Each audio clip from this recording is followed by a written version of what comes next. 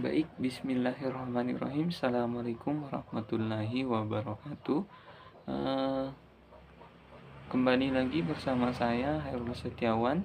Pada kesempatan kali ini, saya akan membahas mengenai RPJMD atau Rencana Pembangunan Jangka Menengah Daerah. RPJMD sendiri merupakan dokumen pembangunan daerah untuk jangka waktu selama 5 tahun yang berisi penjabaran dari visi, misi, dan ragam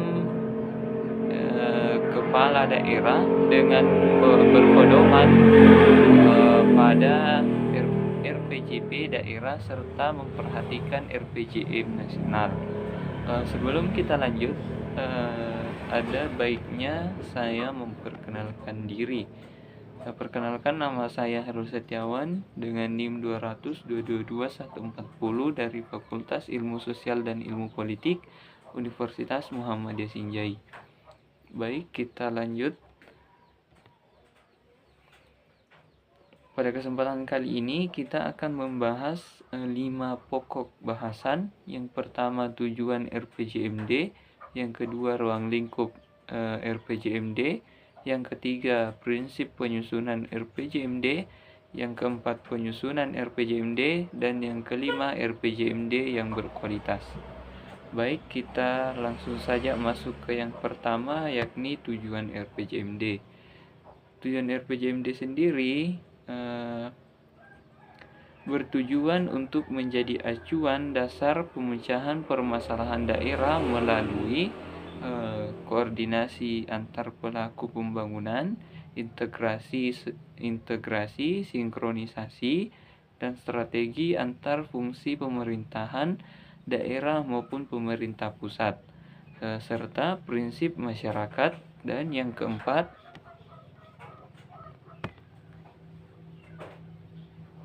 penggunaan sumber daya secara efisien, efektif, berkeadilan, dan berkelanjutan. Baik, kita lanjut yang kedua, yakni ruang lingkup RPJMD. Ruang lingkup RPJMD sendiri memiliki 4 pokok bahasan, yakni visi, misi, dan program gubernur, tujuan, sasaran, dan strategi, arah kebijakan pembangunan daerah dan keuangan daerah, program perangkat desa, perencanaan kerja, dan pendanaan yang bersifat indikatif. Selanjutnya, yang ketiga, prinsip penyusunan RPJMD. Prinsip penyusunan RPJMD terdiri atas 6. Yang pertama, strategis. RPJMD harus erat kaitannya dengan proses penetapan ke arah mana daerah akan diarahkan pengembangannya dan apa yang hendak dicapai dalam 5 tahun mendatang. Yang kedua, demokratis dan partisipatif. Penyusunan RPJMD perlu dilakukan secara transparan, akuntabel, dan melibatkan masyarakat. Yang ketiga, politis. Penyusunan RPJMD perlu melibatkan proses konsultasi dengan kekuatan politik, terutama kepala daerah terpilih dengan DPRD. Yang keempat, perencanaan bottom up dan top down. Aspirasi dan kebutuhan masyarakat perlu untuk diperhatikan dalam penyusunan RPJMD. Proses penyusunan RPJMD perlu adanya strategi dengan perencanaan strategi di atasnya, yaitu RPJMD dan RPJM nasional.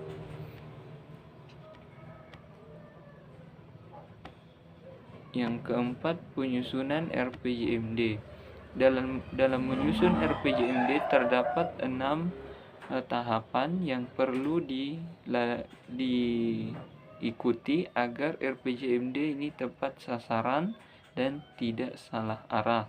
Yang pertama, persiapan. Dalam menyusun RPJMD tentu harus melakukan sebuah persiapan. Yang kedua, penyusunan rancangan awal RPJMD.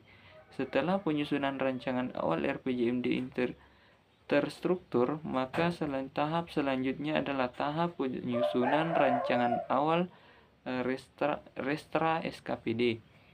Setelah ketiga poin ini selesai, maka selanjutnya adalah penyusunan rencana akhir RPJMD, kemudian tahapan penyusunan rancangan akhir RPJMD dan Restra SKPD.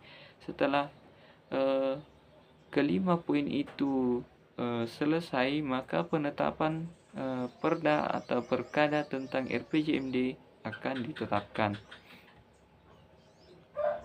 Baik, yang terakhir adalah RPJMD yang berkualitas. Lalu bagaimana RPJMD yang berkualitas itu? RPJMD yang berkualitas harus memiliki 4 poin, yaitu ada kesesuaian rumusan tujuan, strategi, arah, dan kebijakan pembangunan daerah dengan usaha mengoptimalkan kekuatan dan mengatasi kelemahan internal pembangunan daerah. Yang kedua, ada kesesuaian rumusan tujuan, strategi, arah, dan kebijakan pembangunan daerah dengan usaha mengoptimalkan peluang dan mengatasi tantangan eksternal pembangunan daerah. Yang ketiga, ada penerjemahan yang baik dan sistematis dari divisi misi dan agenda KHD terpilih ke dalam perumusan tujuan strategi dan kebijakan pembangunan daerah. Dan yang terakhir, ada penerjemahan yang baik dan sistematis tujuan strategi dan kebijakan ke dalam rumusan prioritas program pembangunan daerah. Mungkin itu saja yang dapat saya sampaikan, lebih dan kurangnya mohon dimaafkan. Billahi fisabilillah, fastabiqul khairat. Assalamualaikum warahmatullahi wabarakatuh.